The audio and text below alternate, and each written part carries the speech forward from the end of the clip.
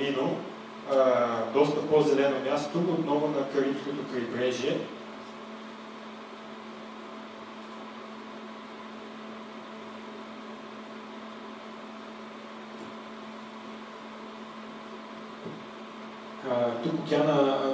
Тук имаше може би 5 км плажна ивица, доста приятна вода и напълно безполезна, защото вълнението беше много силно, не ставаше за къпане, дърпаше ужасно. Имаше предупредителни табели, но за сметка на това пък в единия край на плажа имаше естествена лагуна с сладководна вода. Ето това е. Доста по-приятно място за къпане, никакво течение, освен това сладката вода не оставя този лепкаво усещане по тялото. И тук си бяха избрали за къпнингуване някакви хипита, докато някои бяха чиниите в реката, дори се къпеха в същата вода.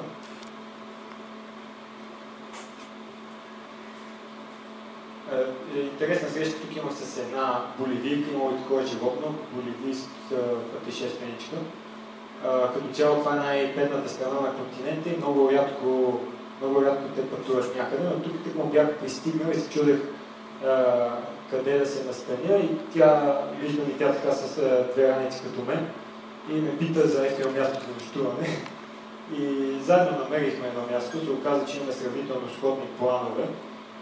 Бяхме предвидели 2 дена тук, след това отиваме към Санта Марта, където тя щеше да пътува за Богота, да спи на летището и да хваща полет за Ла Пас. Аз същото нещо, но един ден по-късно, само че не за Ла Пас, а за Европа.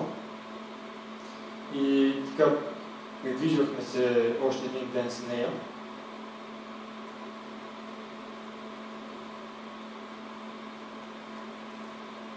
Цяло доста приятно място.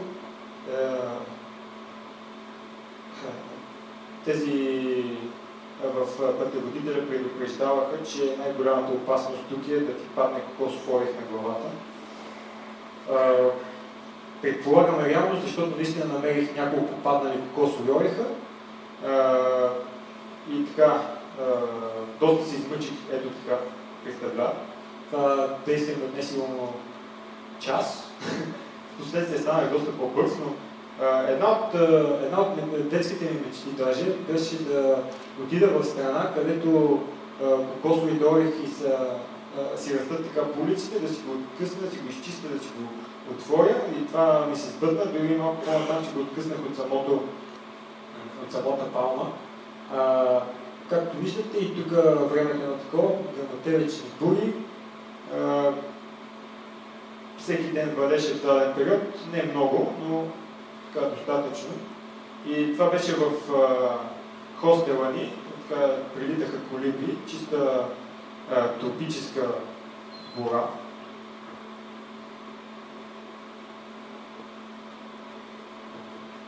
Забавното беше, че собственика на хостела се казваше Хуан и му казваха Хуанка. Нали, аз Иван, Иванка. Доколкото знам, Хуан е испански еквивалент на Иван, да, така че имаше някаква аналогия.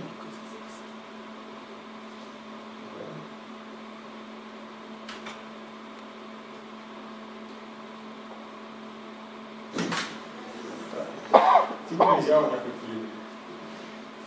И тук е собственика, нали, поредния доказателство, че в Колумбия няма нищо безплатно. Тръгвахме към Санта Марта с боливийката и собственика се оказа, че също пътуваме там и дори сам ни предложи да ни закара. Вярно, даде ни доста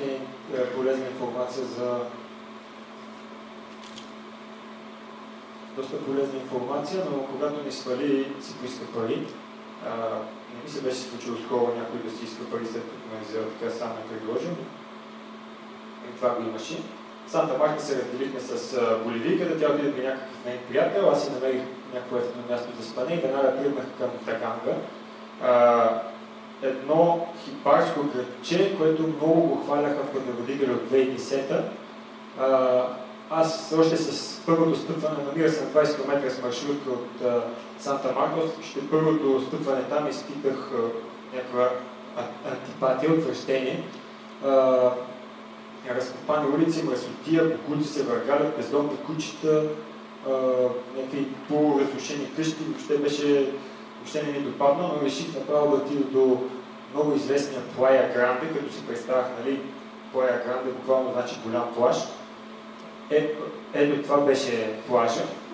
Малко като нашето Черноморие, една непристъпна стена има към морето, заведения.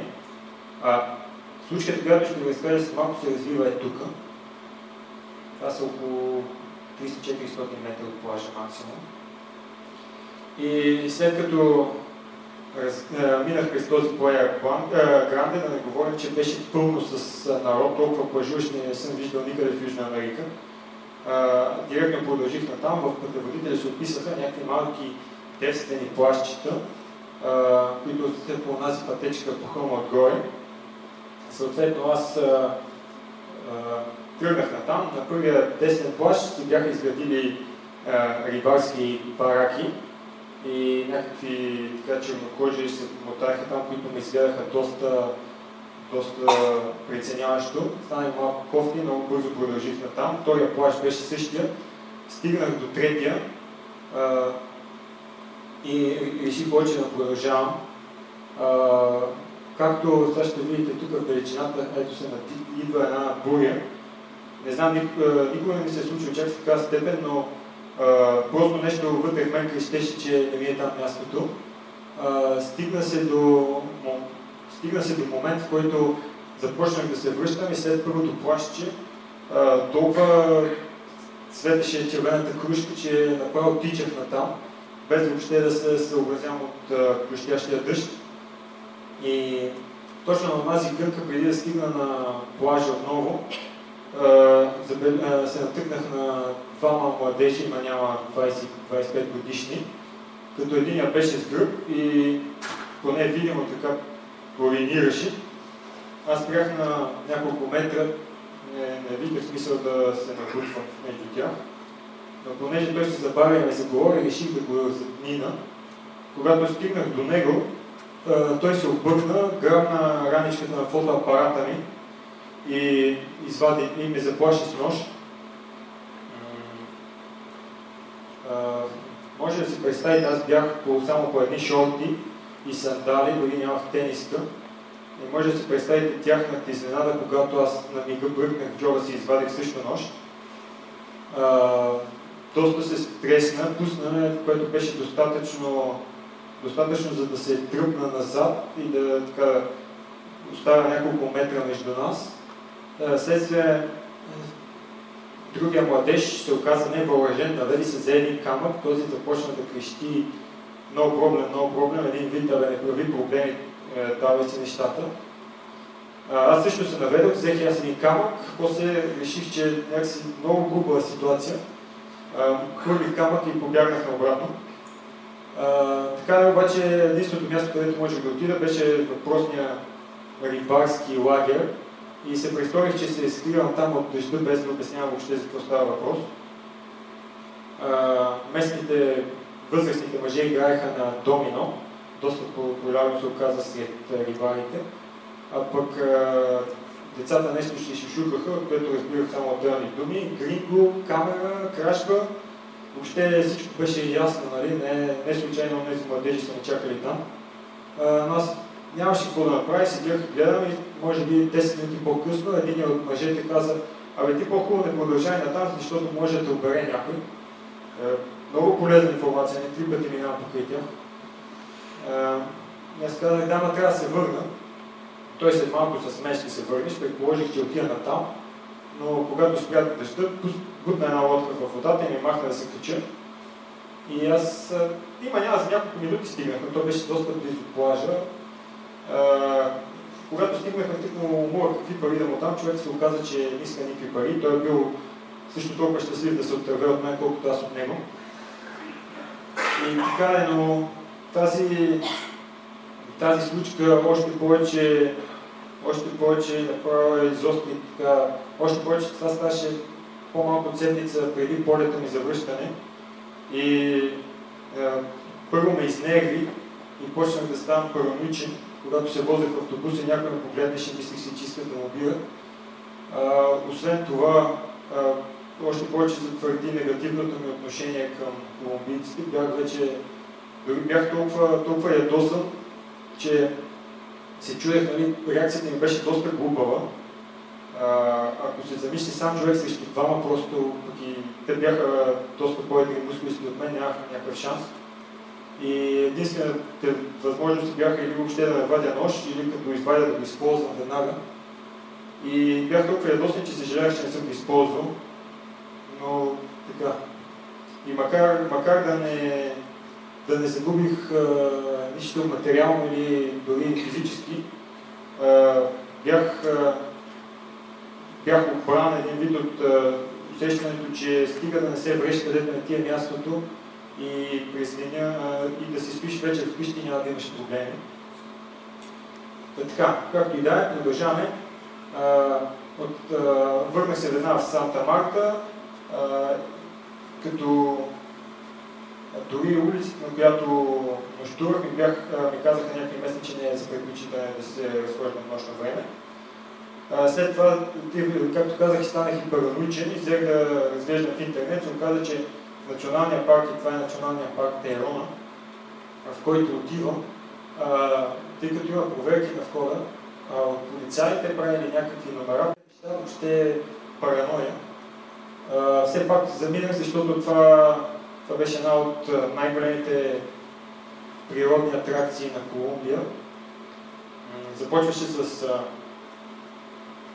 свестни местни има навсякъде, както се вижда, просто някакви такива случки станаха. Започваше с трек до няколко часа до един археологически обект, Пуеблито се казва.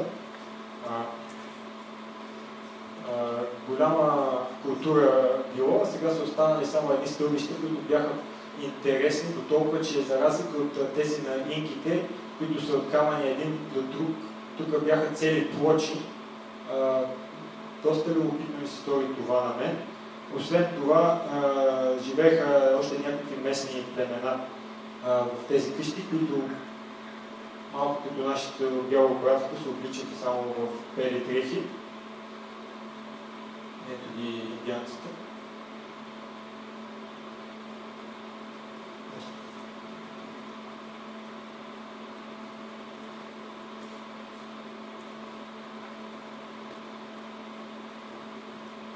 След като минах през това селище, се спусках към самото крайбрежие, което е в рамките на парка. Значи таксата беше 40 000 песо, което ще рече 13 долара. И мястото беше най-честата реч, която чувах, бяха германски туристи. Но тук бяха и най-красивите плажове, които видях. Тази бистра вода, никакво вълнение. Плажовете бяха няколко, не само един, и обикаляш от плаж на плаж. И това беше цялото ми занимание за 2 дена, просто да си избера плаж, на който да спя.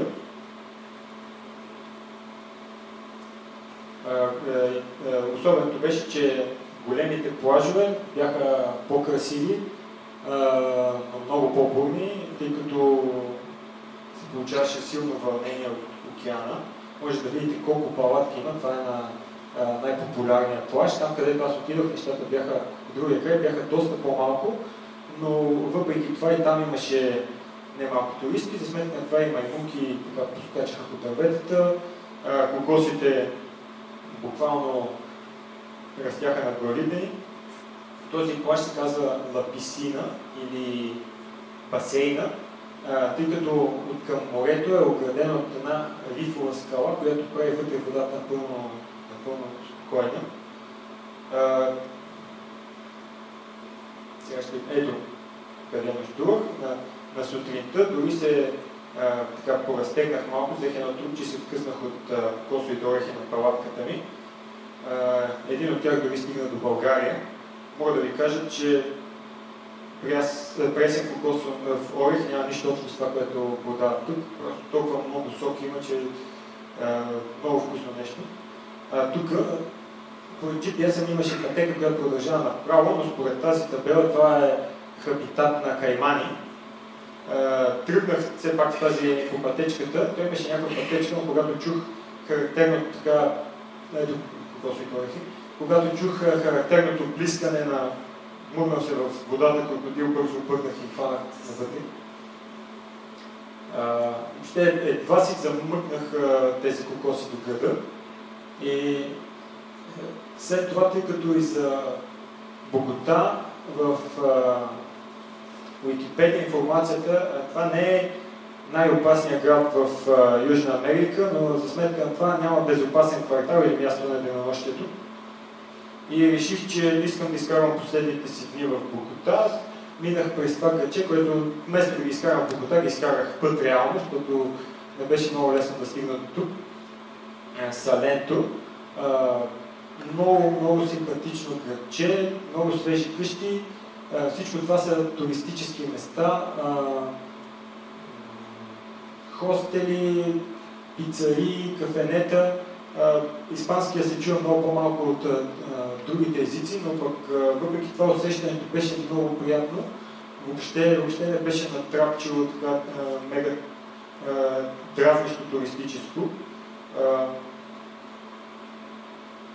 И определят го като Швейцария на колумбийската Швейцария заради околният такъв пейзаж. Най-характерните растения за този пейзаж са едни огромни палми, които си висят 50-60 метра над околните дървета. Восъчни палми се наричат на английски, не знам как се точно на български. Ето една такава палма, по-натам има цяла гора. Много странно изглежда така на фона на останалите неща. И тук, понеже бяха буквално последните ми дни в Южна Америка, не исках да ги прекарвам, съобразявайки се с някой друг, но се оказа, че то пък напротив ми се лепят някакви хора. Първо в хостела се бяхме разбрали с една странна двойка японец и еквадорка, които наскоро видях, че са се сгодили всъщност, и един кореец, които държаха да дойдат с мен, но сутринта не успяха да станат на време, така че тръгнах сам. Качих се в едно от тези джипчета, за да се стигна до най-горното село. Това е Вая де Кокора. И в това джипче веднага две така девойки, едната германка, едната французойка от алжирски произход, казаха: ето ти карта, ти си водач на нашата група. Аз погледнах картата и ме върнах така от благоразумие, просто защото в момента, в който слязахме от джипа, аз вече бях 10 метра напред, после даже не ги видях, разбрах, че са питали за други хора, дали съм се прибрал. Но така да е, исках да остана сам, което не винаги се получаваше точно тогава. От тук ето ги тях, иначе много тези бяха... Това е японеца, еквадорката, те се запознали в Еквадор, докато той пътешества, след това видях, че са заминали за Япония. И от тук хванах вече нощен автобус за Богота, която беше и последният град в това ми пътешествие. Сутринта на автогарата се оказа, че от автобуса слизаме само двама чужденци, аз и един израелтянин, и той веднага реши, че пътуваме заедно. Ето така представлява схема на транспорта в Богота. Просто 9 милионен град. Тук това са снимки от един музей на златото, но аз между време ще разкажа за израелтянина. Той беше пътувал вече 9 месеца, започвайки от Ушуая, и никога не му се беше случвало да хване градски автобус, само извън градски, в градовете пътуваше само с такси, защото смяташе, че е много опасно и ще го оберат. И аз му обясних, че вече общо 9 месеца в континента и веднъж не съм хващал такси в града и не съм обрали. Той обясняваше: не, толкова пълни автобуси, като си сложиш раницата на гърба и някой може да я разреже и измъкне якито отвътре, аз той като да бъде на автобуса, защо ще си държиш раницата на гърба, нали? Той ми да взема по-малко място, направо си представям как взема по-малко място. И много държеше, стигна до там, че предлагаше той да ни плати по-голямата част от таксито, само и само да пътуваме с такси. В крайна сметка не се съгласих. Казах, аз ще хвана автобуса и той реши, ти ще хванеш, айде аз ще дойда. Хванахме автобуса, слезнахме в центъра и той пък започна да ме води към някакъв хостел, който бил препоръчан в израелските сайтове за пътуване. Интересното беше, че хостелът се казваше Фатима, любимата дъщеря на Мохамед. Но, както и да е, аз му обясних, че аз предпочитам сам да си намирам нещата. Тръгнах по-бързо напред. Той ме следваше известно време, обяснявайки, ама не сме натам, не сме натам. GPS ми друго показва и по някое време го изгубих някъде, се оттървах от него. Но понеже в Богота така казах, не гонеше параноята, имах всичко на всичко ден и половина и първият ден го изкарах реално само по музеи. Първо тук влязах в музея на златото се води. Той е един от най-важните такива музеи в света. Наистина количеството на този ценен метал вътре не мога да си представя, не съм виждал такова нещо на едно място. В всякакви форми и размери. Все пак трябва да лично мое мнение, че много малко бяха артефактите, които могат да се мерят по качество на изработката и по детайлност с нашето панагюрско съкровище, или не само с него, но и други тракийски съкровища. Просто траките са били следващото ниво, така да се каже. Но имаше много интересни експонати. Може би този беше най-интересен, най-финният, така, доста детайлен.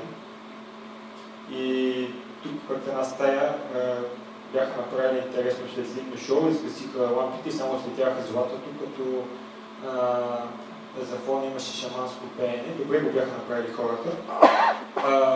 Постепенно започнах да се поотпускам така, виждайки, че нещата не са толкова страшни. Още повече, че полицейското присъствие изгледа е доста осезаемо, за разлика от България, това радва. Но все пак се напутах в следващия музей. Това е музея на Националната полиция на Колумбия. Това е роботче за обезвреждане на мини, което си е тяхно собствено производство, те са го направили. Но звездата на музея бяха артефактите от Пабло Ескобар, прословутият наркобарон. Това е неговия Харли Дейвидсън с инкрустиран с злато. По-натам има пистолета му, радиостанцията, телефони, не знам още какво. Малко повече ми дойде, когато видях и снимки на простреляния наркобарон и надвесените на него полицаи на хиляди души. Още повече, че според официалната информация той бил застрелян лично от тогавашния шеф на полицията, нали? Така ще се каже, разбира се, едно не е от Бойко Борисов. Това е арсенала. Тук имаше знамеца на всички полицейски сили в света и това ето и българското знамеце. Успяхме да го намерим. Забавното беше, че ми се дадоха собствен екскурзовод, който един час ме развежда с музея, напълно безплатно. Един младеж, който отбиваше военната си служба. Аз бях изявил желание да ме включат и в испанска група, но те много държаха да му се сдадат и на него работа. И понеже ми беше тръгнало на музеи на злато, така се озовах и в музея Монетния двор, където имаше доста монети от испанско и по-ново време. Въобще Богота се оказа чудесно място, ако някой обича музеи. Като изключим този на златото, чийто вход беше $1, всичко друго беше безплатно. Но обикаляйки от музей на музей, в крайна сметка градът също ми попадна и на другата сутрин поредната катедрала, разбира се, и на другата сутрин направих доста дълга обиколка и самия град, вече се бях успокоил. Полицейското присъствие, както казах, всъщност е нещо хубаво, дават и усещане за сигурност.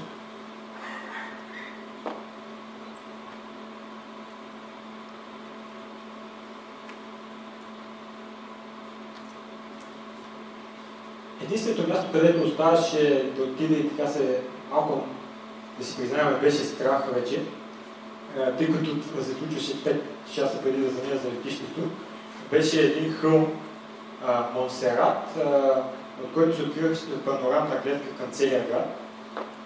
И питах няколко полицаи на центъра, безопасно ли да се отиде там сам. Те ме убеждаваха, да, безопасно е, там има много наши колеги.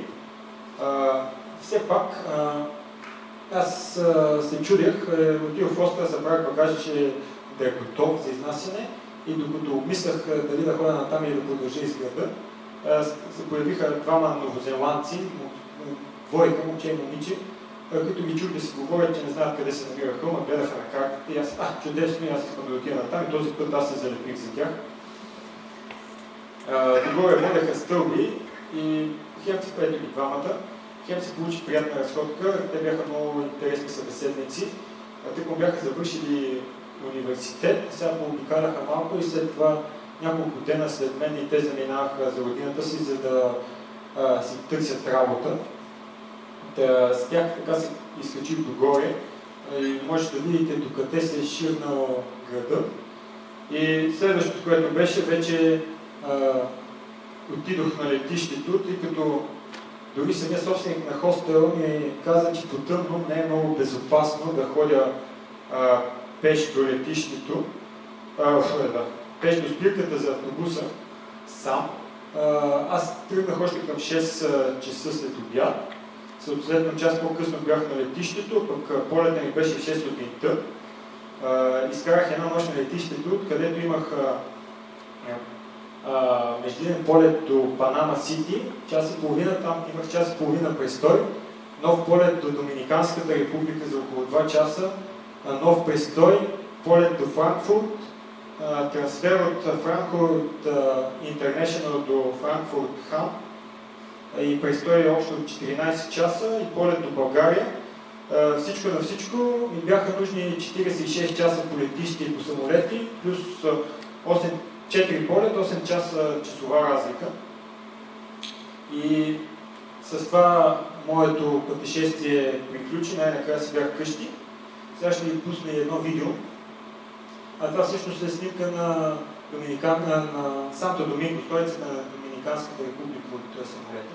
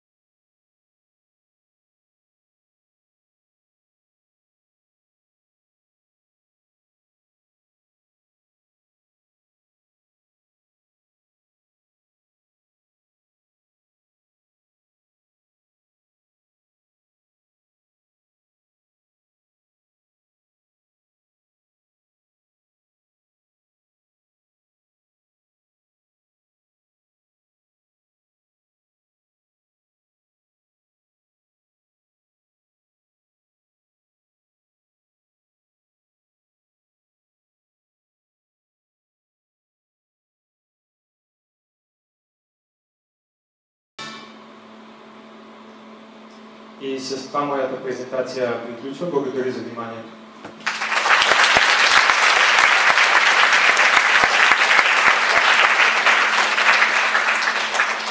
Ако има някакви въпроси сега, може да отговорим на няколко. Имаме 2-3 минути.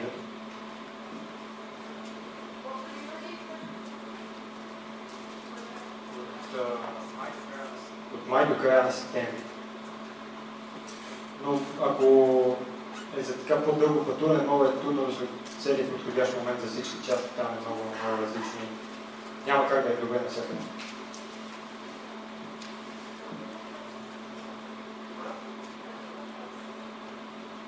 Nikon D7100. Ами, Марги да каже няколко думи. Всъщност, ако някой иска нещо по-детайлно да разпита банката, ние се отправяме към клуб на пътешественика, така че който иска е добре дошъл. Приятна вечер на всички и до нови срещи!